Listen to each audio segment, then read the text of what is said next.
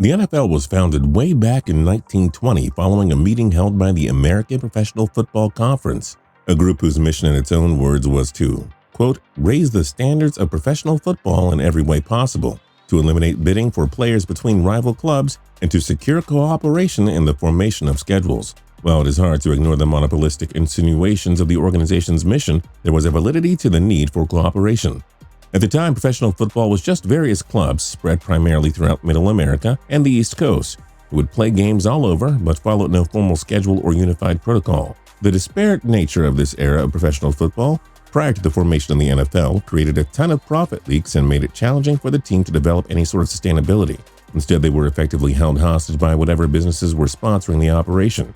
In the 100 years since the powers that be set out to create a unified professional football organization, the NFL has reached levels of financial success that are simply unfathomable to its founding fathers. The league's biggest revenue stream, its television contract, is part of a revenue-sharing structure and pays each team over $250 million a year, which is insane. This model truly embodies the founders' vision for the league, because by redistributing these profits, the NFL can ensure that one team won't dominate the league through excessive earnings. While there are detractors to this method who cite the potentially negative impacts that this has to the on-the-field product, one thing is undeniable: it has created a money-making machine. Considering the insane amount of money that the NFL makes from its fans, you would think that they would look for some ways to give back to its supporters. I mean, the fans are the life force of the league after all. Nope. Quite the opposite, really. Instead, the NFL has been running a devious scam that runs deeper than you could ever imagine. The preseason. Yes, the preseason. The 4-week exhibit of sloppy, meaningless, and utterly inconsequential football. It seems like every year the preseason is a huge talking point, but it has remained a fixture of late summer.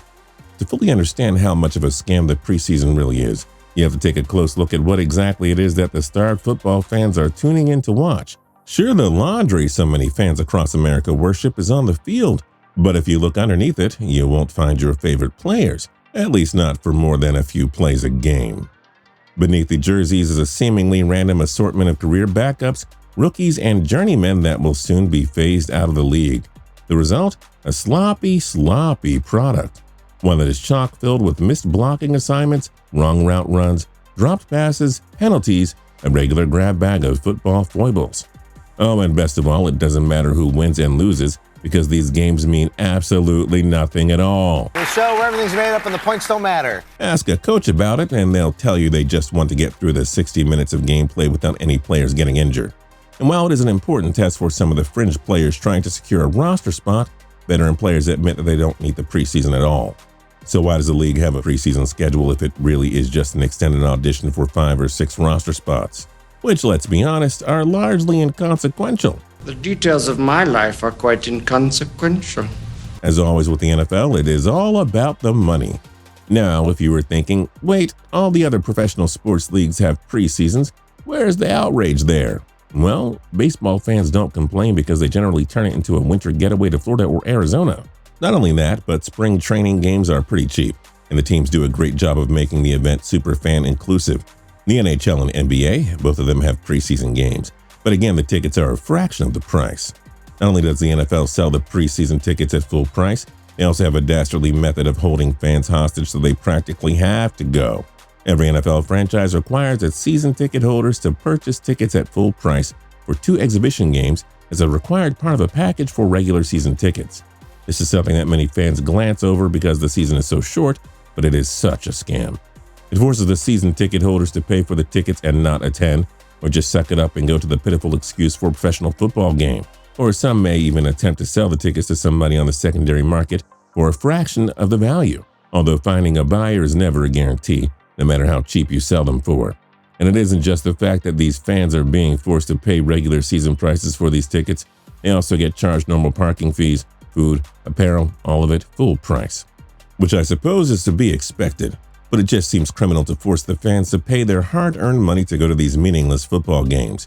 Not only does the NFL make off like bandits on the fans, another huge revenue stream comes from the advertising deals that are structured around these preseason games as well. The television audience for NFL preseason games is sliding a bit, but they still usually draw over 5 million viewers, which is often more than whatever primetime network show would have been on in its place.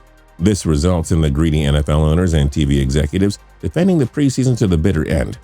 And from their perspective, it does make sense. They're leveraging the tremendous brand value that they have built to get by on, trotting out a bunch of backups to play football in a game that will have been forgotten just seconds after the final whistle. As sports fans, we are all used to having inexplicably high levels of tolerance for the treatment we get from our favorite teams, leagues, and corporations. So much so that we have become numb to the fact that they are quite literally serving us trash. And we are saying, "Thank you, may I have another?" But in this case, it is not just the fans that are getting the short end of the stick. The players are also getting cut out of the massive profits that the NFL makes off the preseason. Rather than earning a game check like they normally would for participating in a regular season game, the NFL implemented this quirky little compensation strategy known as per diem. During the preseason, the players are given a per diem amount that is based on their tenure, which is meant to cover their food expenses and amounts to almost nothing. This is particularly messed up when you consider the huge financial risk so many of the fringe players pursuing their NFL dreams are taking in committing their time to a full NFL preseason. And for the seasoned players, who are basically laughing at the amount that per diem pay offers them, you might not feel as bad for these guys, but keep in mind, they're out there putting their bodies on the line against dudes that are desperate to make enough of an impact to break into the league. Meaning, not only are they being compensated inappropriately, but they are also exposing themselves to higher levels of risk. The preseason is just bad all around, unless you're among the elite few who are lining their pockets off it. And being just ask anyone who has watched any of the exhilarating preseason games so far this season. We've already seen a real-life example of why the preseason is such a scam. The NFL tried to sell us watching the Green Bay Packers and the Oakland Raiders playing in Winnipeg on a shortened 80-yard field. What? Wait a minute. This could be some kind of scam, or possibly scamola. By the way, for those keeping score at home, Winnipeg is in Canada, a lifetime away from any legitimate football market. You know what screams, "We don't care about this game or the fans"? Putting a game on a shortened field in Canada and expecting fans to pay for it and watch it. Not only was the field shortened, it was allegedly a train wreck as far as the conditions were concerned. Green Bay quarterback Tim Boyle explained it like this, quote, "It was just a little raised, but it's something you don't really want to play around with, especially guys who this is their living.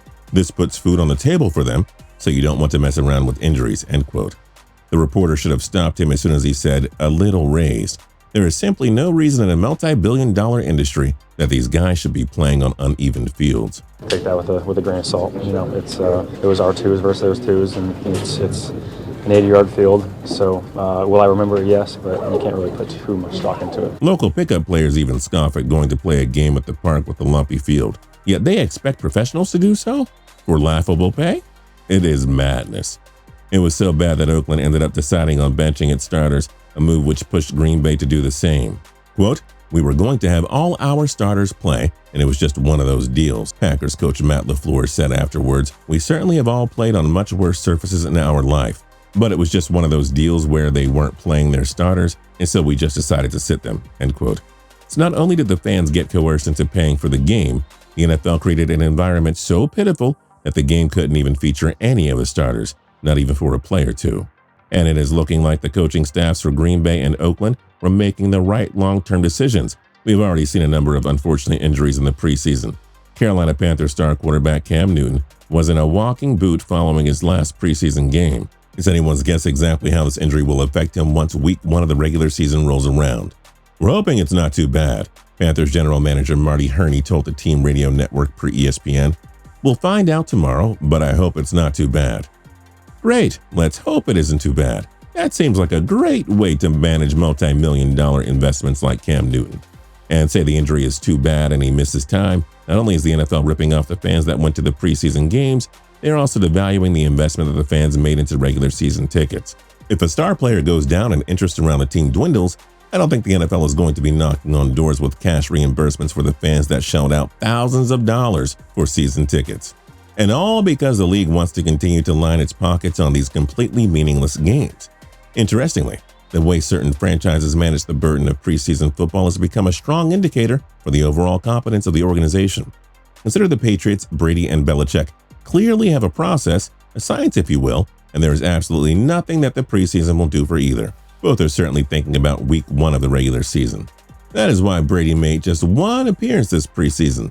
He just doesn't need it. Granted, he did complete 8 of 12 passes for a compact 75 yards in his one and only appearance this postseason. So tell me, why would the Pats risk an injury to a guy like Brady? He clearly doesn't need the reps. Such is the nature of the beast with the NFL. Anything that has been put into place that generates money is not going anywhere. It just so happens that this iteration of NFL revenue generating is one of the biggest scams of all time. If you're new here and you haven't subscribed yet, feel free to do that right now by going down below and clicking the subscribe button. If you like the video, then like the video. We'd really appreciate it. And last but not least, don't forget to tune into TPS for more cool videos every single day. We'll see you next time.